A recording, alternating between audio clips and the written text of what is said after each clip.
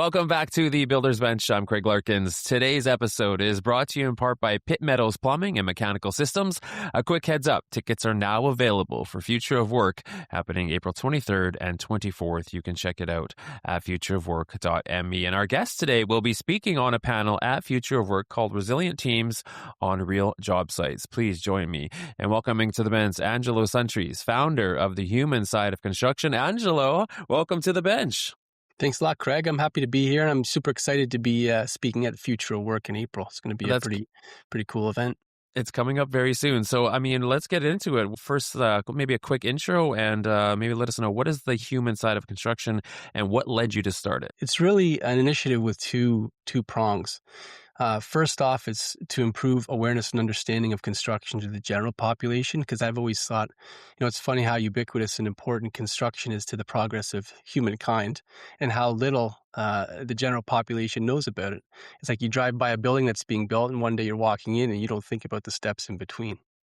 I guess because you don't need to. So that's one prong. And more importantly, the second prong is about improving the human experience within the industry. I've got 20 years myself, mostly on the mechanical subtrade, a little bit on the general contractor side, a little bit on the owner side. And, I've worked my way up to senior management. And what I've seen from working from the ground up, it's a very technical industry, but it comes down to people and how they interact.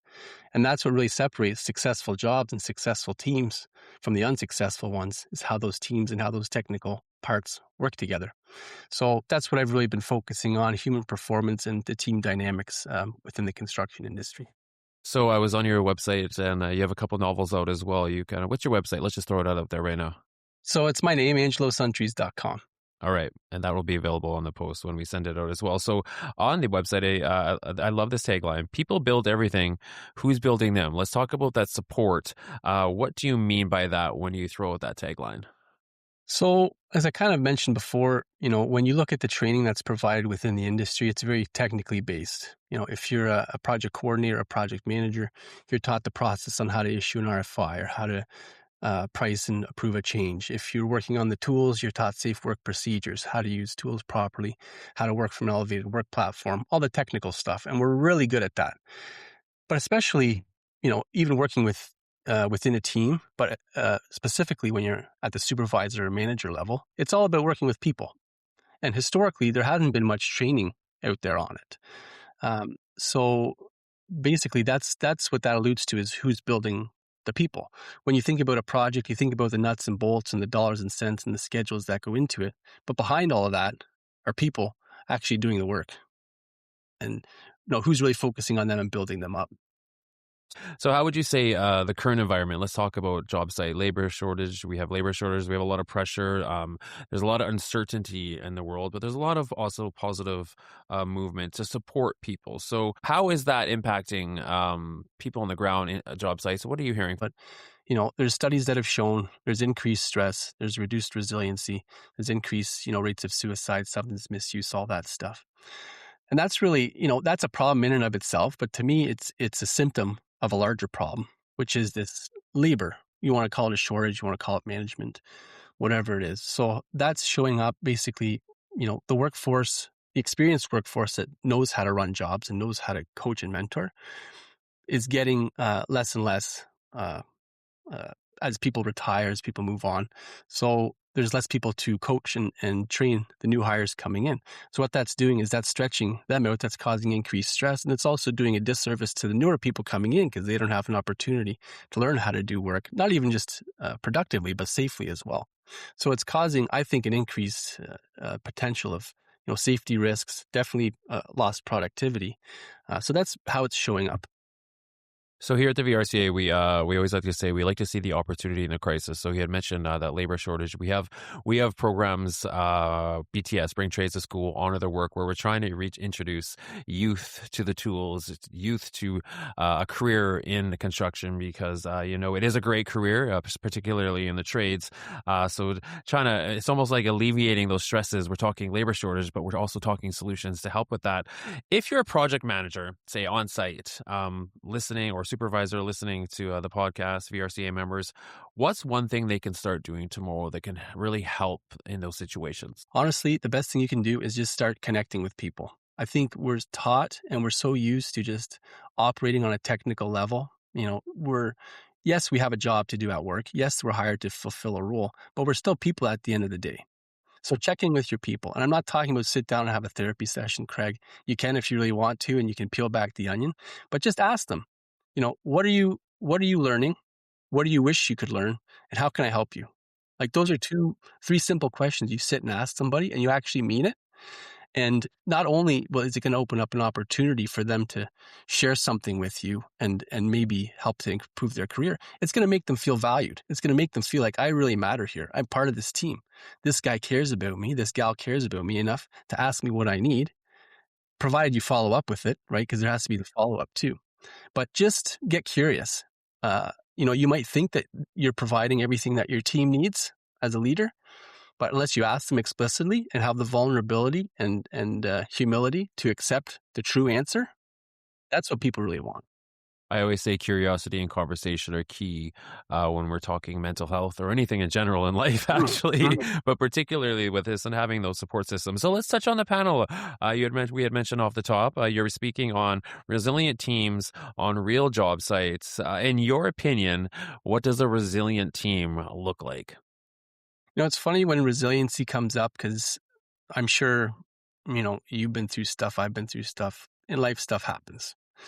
And you can't, in my opinion, teach resiliency because you can read a book on grief, for example, until you go through the loss of somebody, to use a bit of a dark example, nothing can prepare you for that. So to me, resiliency is the availability of supports.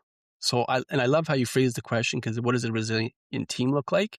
It's about people who support each other because not everybody's always going to have a good day. So if somebody's having a bad day or somebody's struggling with it, a teammate would be able to recognize that and maybe not provide the help they need because we're not all mental health experts, but at least recognize that something's off and allow them the psychological safety to express that and help them get help. You know what I mean? Like me, myself, I've done a lot of my own research. I've read papers. I've talked to professionals. I am nowhere near a mental health professional, but I know I can act as a guidepost to say, okay, you're struggling with this. This is who you need to talk to. So that's to me what a resilient team looks like. Somebody who's there for their brothers and sisters through the good times and the bad. You just threw out a term there that we often hear, and I've actually discussed on panel discussions as well, and that's psychological safety. So in your opinion, what does that look like on a job site? What are some steps that maybe people that don't really understand what that is can start with? So the best way I've heard psychological safety explained, at least in my vocabulary, is just how willing people are to speak up, right? If it could be about a safety issue, it could be about a process that they think could be improved. It's what's going on in the back of their mind that they're thinking twice about sharing a piece of vulnerable information. Because there are instances where people feel unsafe, but they don't want to speak up because they might be, ridiculed or humiliated or passed up on a promotion.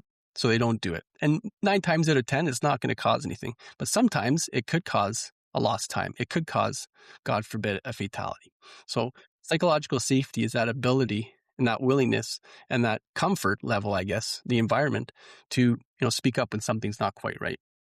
I think, if someone's listening to the podcast, even having these conversations gives people the confidence to even reach out to educate themselves and support others. So that's the whole point of that conversation, A Future of Work, that panel you're on. What do you hope to get from that panel, just in conversations in your continuing work with the human side of construction? What's your goal? What are your hopes? So the big generic goal is to improve the human experience in the industry. Okay, and that's what I kind of set out to do. Over the 3 years I've been working at it, it's like, okay, well, Angelo, that's nice, but what the hell does it mean? And really what I've kind of zoomed in on is the mental wellness and psychological safety. So what I hope to gain from talks like this, panel talks, keynotes, it's not for applause, it's not for followers, that stuff feels good, but it's really making people feel comfortable and equipping them with the tools to have these conversations, because that's where it starts. Realizing, oh shit, I experienced that too. I'm not alone. And, this isn't just me going through this. Destigmatizing the whole thing around mental health and just generating those conversations, creating that environment where people, feel open to share and be vulnerable. Because that's what it comes down to. Like I said, the stereotype of construction workers is rough, tough, tough. Leave your feelings at the gate. They don't belong on the job site.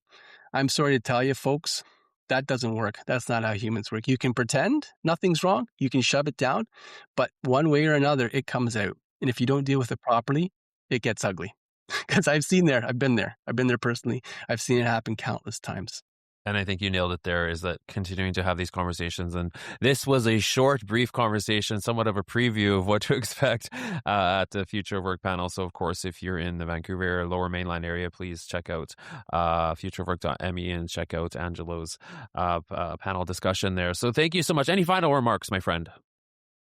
Just, check out Future of Work, number one. Number two, just be kind to people. You never know what they're going through. And if you're having a tough time, reach out to a friend, reach out to a coworker. One thing I've learned in life, nobody's going to ride in on a white horse and save you. That's up to you to put in the hard work, but people will be there to help. Regardless of what you're going through, there's always somebody there that's going to help you out. So. All right. Thank you, Angelo. Thank you for taking a seat on the bench with us. Today's episode was, of course, brought to you in part by Pitt, Meadows Plumbing and Mechanical Systems. Again, just quick reminder, tickets are now available for Future of Work happening April 23rd and 24th. Check it out at futureofwork.me. Past episodes of The Builder's Bench can be found on vrca.ca. Don't forget to like, subscribe, and invite your friends and colleagues to take a seat on the bench with us. I'm Craig Larkins, and this is The Builder's Bench.